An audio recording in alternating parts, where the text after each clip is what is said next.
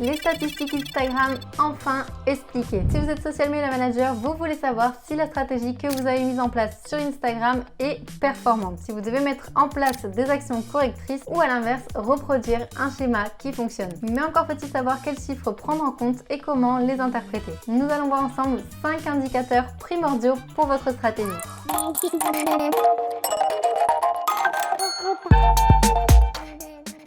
Avant de commencer, où est-ce que je peux trouver ces statistiques dont on va parler? Eh bien c'est très simple, vous avez deux options, les deux sont gratuits. La première c'est sur votre compte Instagram en allant sur votre profil et la deuxième c'est sur Metricool qui vous permet de gérer l'ensemble de vos réseaux sociaux. Je vous laisse le lien dans la description pour créer votre compte gratuit à vie. On commence donc avec la première donnée à prendre en compte et c'est le nombre d'abonnés. Attention, je tiens à clarifier de suite, ce qui est important c'est pas d'avoir le chiffre le plus gros. Je m'explique. Entre avoir 150 000 abonnés mais avec la plupart des personnes qui ne sont pas intéressées par mon contenu ou avoir beaucoup moins de personnes qui me suivent mais avec une audience qui correspond à mon marché de niche, eh bien je choisirai toujours la deuxième option. Pourquoi? Eh bien tout simplement parce que vous allez recevoir plus d'interactions avec votre contenu et donc Instagram va vous mettre en avant et va vous montrer à des personnes qui ne sont pas abonnées à votre profil et c'est exactement ce que l'on recherche. Donc oui, il est important de s'assurer que notre nombre d'abonnés augmente puisque c'est la preuve que notre contenu intéresse et que les personnes veulent en savoir plus. Mais l'idée c'est vraiment de ne pas se focaliser sur à tout prix avoir un gros chiffre.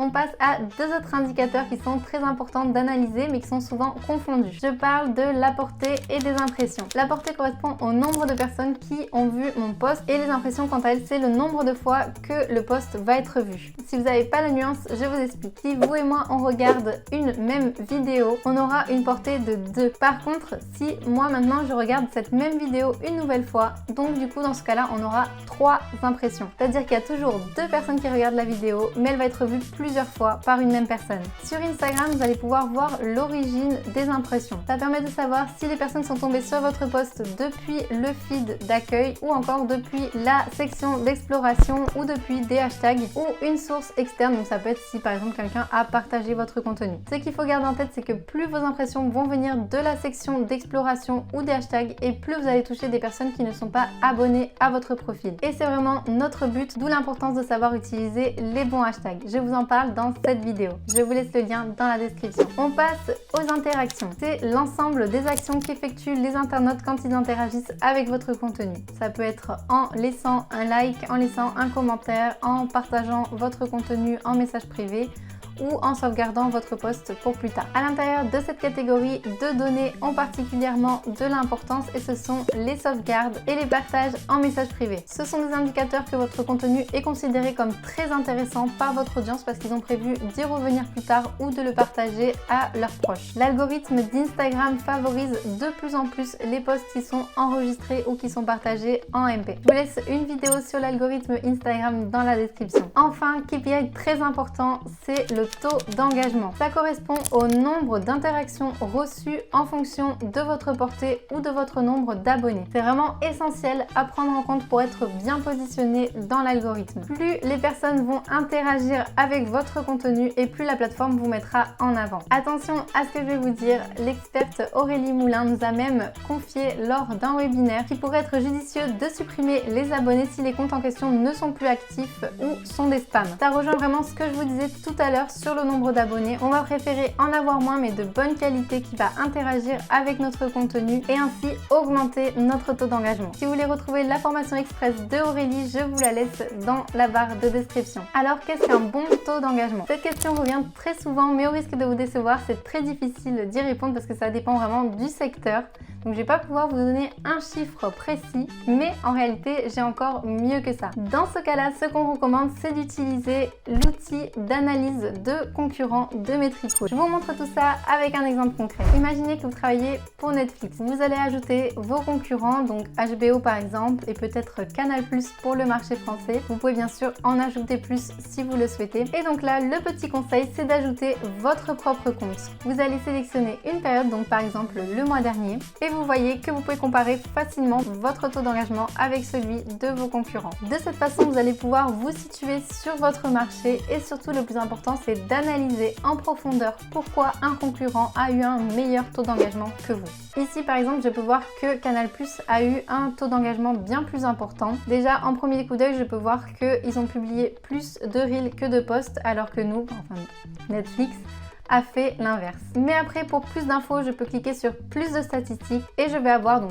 le détail de la communauté, ok, mais surtout le détail de chaque publication qu'ils ont réalisée. Donc là, j'ai plus qu'à chercher un post qui a particulièrement bien fonctionné pour eux pour voir si je peux reproduire ce schéma à ma sauce. Par exemple, ici, on peut voir un taux d'engagement de 14,65, donc bien plus important que les autres posts. Et maintenant, pour l'analyser, j'ai plus qu'à cliquer ici et j'accède directement au post. Voilà donc le meilleur moyen de savoir si votre taux d'engagement est bon ou non. Maintenant, voyons ensemble comment accéder à toutes mes statistiques Instagram depuis Metricool et surtout qu'est-ce que ça m'apporte. Vous pouvez voir sur le menu latéral de gauche que vous avez accès à l'ensemble de vos statistiques de tous vos réseaux sociaux. Et nous, ce qui nous intéresse aujourd'hui, c'est Instagram, donc on y va. Dans un premier temps, on va accéder à toutes les données générales du compte. On va avoir accès aux informations relatives à notre communauté, donc le nombre d'abonnés, le nombre de posts effectués sur la période. Ici, vous pouvez voir que vous avez une flèche qui monte, donc si je passe ma petite souris dessus, je peux voir le comparatif en chiffres et en pourcentage avec la période antérieure. Donc par exemple là on a choisi le mois dernier, donc ce sera avec le mois d'avant. On va voir ensuite les données démographiques, donc